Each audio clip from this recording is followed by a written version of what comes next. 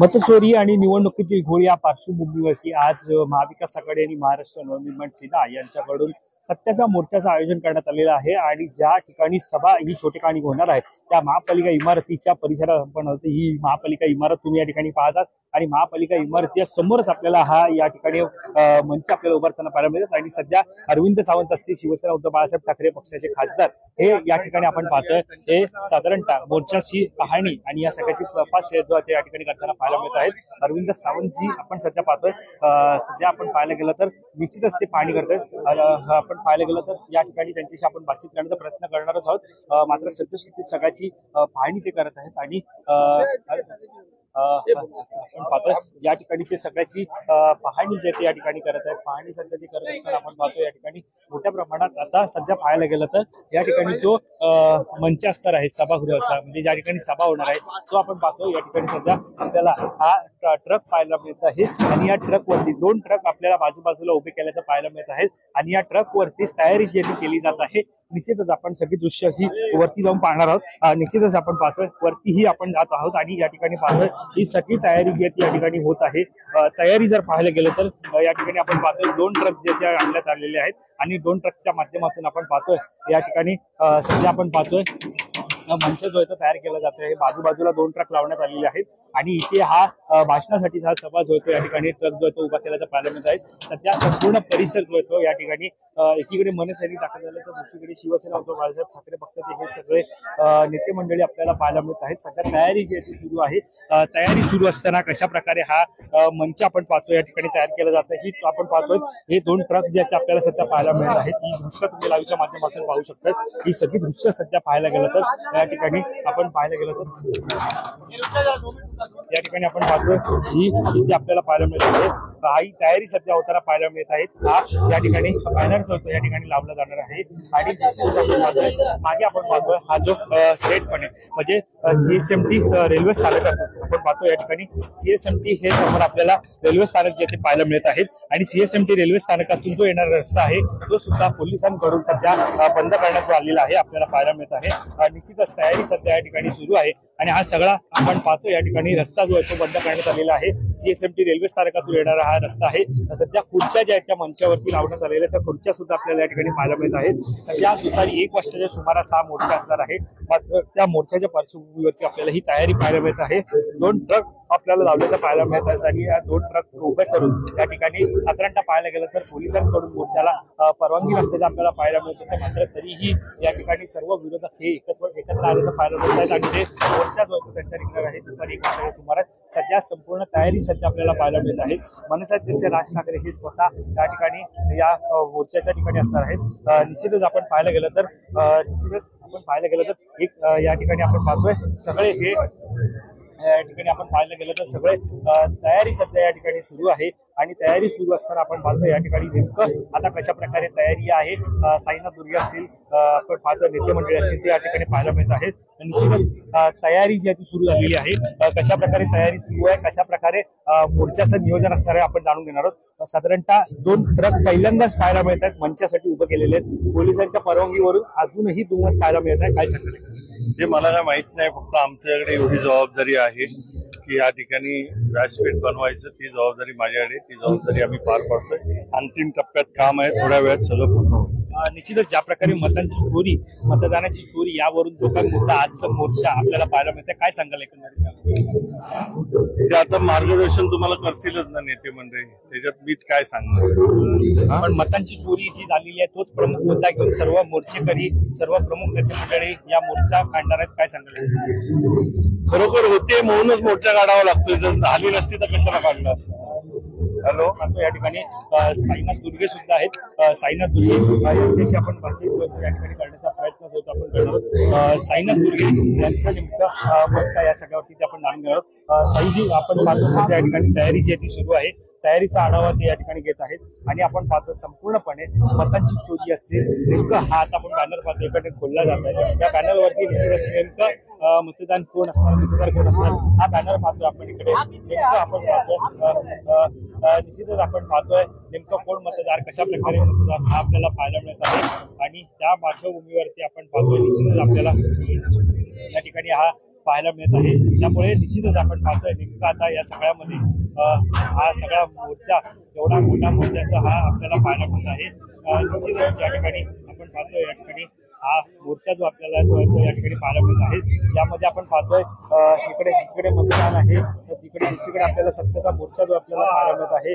सगळ्यात मोठा हा बॅनर जो होता या ठिकाणी छापण्यात आल्याचं आपल्याला पाहायला मिळत आहे. सत्तेचा मोर्चा जो होतो या ठिकाणी दाखवला जात आहे आणि ही दृश्य आपल्याला पाहायला मिळत आहेत. या ठिकाणी आपल्याला निश्चितच आपण पाहतोय या ठिकाणी हा जो मोर्चाचं आयोजन या ठिकाणी करण्यात आलेलं आहे.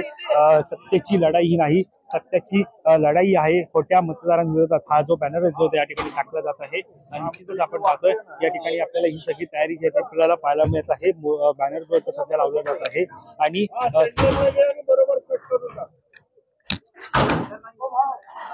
साधारणतः आपण पाहायला गेलो तर सगळ्यात मोठा मोर्चा आपल्याला पाहायला मिळतो या ठिकाणी होणार आहे. सध्याची तयारी सुद्धा ही आपण पाहतो ही अंतिम टप्प्यात होताना पाहायला मिळत आहे.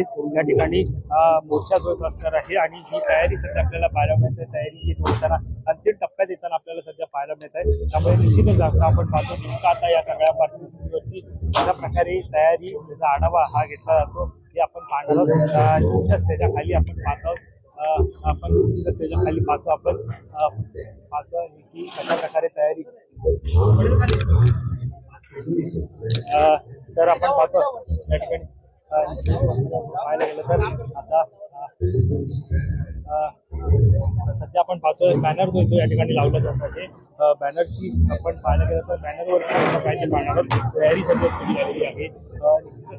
आपण पाहायला गेलं तर या ठिकाणी खासदार असतील, अजित सावंत असतील आणि संपूर्ण नेते मंडळी असतील ते आपल्याला दाखल होताना पाहायला मिळते. दुपारी 1 वाजता सुमारास या मोर्चाला जी आहे ती सुरुवात होणार आहे.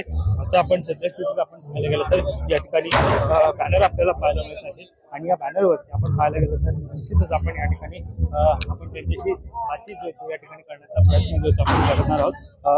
साईनाथ जे आहेत आपल्यासोबत, त्यांच्याकडून साईजी आपण या ठिकाणी बॅनर त्यांच्याकडून समजून घेणार. बॅनर पाहायला मिळत आहे सत्याचा मोर्चा, एकीकडे मतदार यादी आहे आणि एकीकडे मतदारांचा वोट आहे. काय सांगायला नाही, हा जो विषय आजचा मोर्चा तोच आहे ना, जी वोट चोरी होते आणि जे खोटे मतदार नोंदवले गेले आहेत त्या संदर्भातला हा मोर्चा आहे. हीच मागणी आहे सर्व विरोधी पक्षांची की ही मतदार यादी जी आता जी प्रसिद्धी झालेली आहे आणि पुढे जी होणार आहे त्याच्यामध्ये बऱ्याचशा चुका आहेत, त्याच्यामध्ये बोगस मतदार नोंदवलेले आहेत, त्याचं शुद्धीकरण झालं पाहिजे. त्यासाठीचा हा विषय. एकीकडे आदित्य ठाकरे यांनी संपूर्णपणे गोळ दाखवला, काल राज ठाकरे यांनी सुद्धा गोळ दाखवलेला आहे, तरीही सत्ताधारी म्हणतात मतांची चोरी झालेली नाही. आता त्या गोळातून सगळं सिद्ध झालेलं आहे. आदित्य साहेबांनी जे प्रेझेंटेशन दाखवलेलं आहे, मला असं वाटतं राज साहेबांनी ईव्हीएमचा सगळा घोटाळा आणि ईव्हीएम कसा मॅनेज केला जातात ईव्हीएम त्याचं पण प्रेझेंटेशन सादरीकरण दाखवलेलं आहे. आणि त्या तरी सुद्धा ते ऐकत नसतील तरी आम्ही विरोधी पक्ष म्हणून सगळे कार्यकर्ते आणि सगळे पक्षाचे कार्यकर्ते लोक असतील याचा आम्ही विरोध करतोय. महापालिकेच्या समोरच हा मोर्चा आपल्याला पाहायला मिळतोय, समाप्त होणार आहे. तिकडे सभा होणार आहे. महापालिका निवडणुका आगामी काळात आहे. यामध्ये साधारणतः पाहायला गेलं तर विधानसभेची यादी वापरली जाणार असं सुद्धा म्हटलं जाते. त्यामुळे यादींमध्ये बदल करावा, सुधारावे आणि त्यानंतर मतदान घ्यावं अशी सुद्धा मागणी. हीच आमची मागणी आहे की यादीमध्ये सुधारणा करावी. जी काय सदोष यादी आहे त्याच्यावर व्यवस्थित त्याचं ग्राउंड लेवलला जाऊन त्या मतदारापर्यंत जाऊन खऱ्या अर्थाने तो खरा मतदार त्या ठिकाणी आहे की नाही याची शहानिशा झाली पाहिजे आणि ती मतदार यादी जी आहे ती सुधारली गेली पाहिजे. नक्कीच आपण आता पाहतोय या ठिकाणी हा बॅनर आपण पाहतोय, ही सत्तेची लढाई नाही, सत्याची लढाई आहे.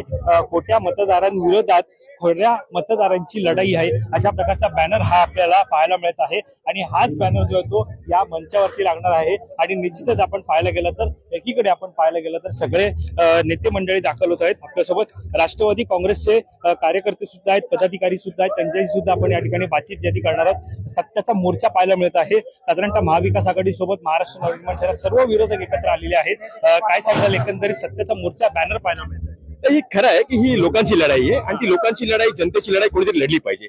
आणि त्याच माध्यमातून जर पाहायला गेलं तर ज्या पद्धतीने लोकांना त्या ठिकाणी आज ज्या पद्धतीने त्यांच्या आई बापाची चोरी होते, बायका पोराची चोरी होते, मुलाबाळांची चोरी होते, पक्ष चोरले जात आहेत, त्यावेळेला आता त्यांच्या मतांची पण चोरी व्हायला लागलेली आहे. आणि ही जनतेची जी लढाई आहे की जनतेचा आवाज आहे तो कोणतरी लढला पाहिजे. म्हणून मला असं वाटतं की आज राष्ट्रवादी असेल, काँग्रेस असेल, शिवसेना असेल, मनसे असेल, जे जे पक्ष एकत्र आलेले आहेत या सगळ्या पक्षांनी मिळून एकत्रपणे या सत्याची लढाई लढली पाहिजे, लोकांसाठी लढलं पाहिजे. त्यावेळेला सर्व विरोधक एकत्र येतात, पत्रकार परिषद घेतात. सुरुवातीला शरद पवार यांच्या माध्यमातून मतांची चोरी कशी झाली सगळा घोळ दाखवण्यात आला. त्यानंतर आदित्य ठाकरे यांनी दाखवलं. त्यानंतर राज ठाकरे यांनी सुद्धा मतदानाची चोरी कशी होते, ईव्हीएम मध्ये कशा प्रकारे घोळ होतोय दाखवलं. मात्र या सगळ्यानंतर सुद्धा सत्ताधारी ठाम आहेत, योग्य मतदान झालं. तर सत्ताधाऱ्यांना तेच हवंय ना. सत्ताधाऱ्यांना अगोदर काय होतं, पक्ष चोरायचे होते, त्यांनी पक्ष चोरले. मग काय चोरलं, मुलं चोरली, बायका चोरल्या, त्यांचे नवरे चोरले, आईबाप चोरले, आणि आता सगळ्यात शेवटी काय केलं तर मतांची चोरी केली.